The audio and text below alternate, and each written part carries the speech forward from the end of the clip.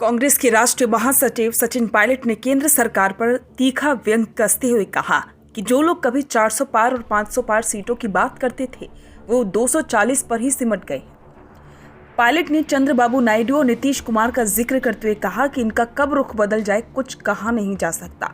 Pilot ने कहा कि ये बात लोकतंत्र की भावना के खिलाफ है अगर लोग ऐसा सोचते हैं कि सत्ता हमेशा उनके पास ही रहेगी। उन्होंने कहा कि भले ही लोकसभा चुनाव 4 साल दूर हों, लेकिन विपक्षी दल एकजुट होकर खड़े हैं और इसका असर भविष्य में दिखेगा।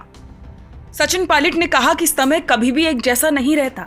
ये मैंने अपने खुद के जीवन में भी देखा है। अच्छा समय भी आता है और बुरा समय भी आता है, लेकिन एक चीज जिसकी कीमत का कोई आकलन नहीं कर सकता, जनता के मन में जो व्यक्ति, जो नेता जगह बना लेता है वो लंबा चलता है। उसे कोई फर्क नहीं पड़ता कि सत्ता में है या नहीं। मैंने बहुत से लोग देखे हैं, देश में 75 मंत्री होंगे लेकिन सबके नाम नहीं जानते। चर्चित होना एक बात होती है, लेकिन अपने काम और कार्यशैली से कोई व्यक्ति आम जनमानस के मन में एक सुरक्षित जगह बनाता है, सबसे बड़ी कीमत वही है। सचिन पायलट ने दावा किया कि राजस्थान की बीजेपी सरकार अपने ही फैसलों को लेकर भ्रम में है और वो अपने 1 साल के कार्यकाल में जनता को प्रभावित करने में नाकाम रही है। पायलट ने कहा ये सरकार पूरी तरह से भ्रमित है। पहले उन्होंने घोषणा की कि वे सभी जिलों को खत्म कर देंगे और फिर उन्होंने इसे लेकर एक समिति बनाई। बाद में उन्होंने कुछ जिलों को खत्म कर दिया और अन्य को नहीं। कोई नहीं जानता कि मापदंड क्या है, मनमाने फैसले लिए जा रहे हैं।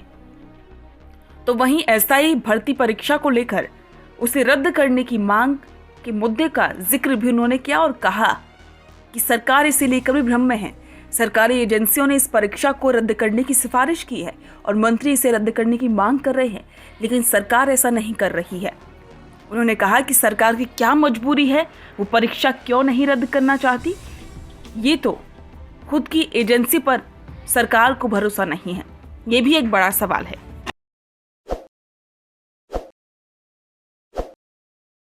ताज़ा खबरों के लिए विजिट करें द फैक्ट इंडिया की वेबसाइट और डाउनलोड करें द फैक्ट इंडिया ऐप।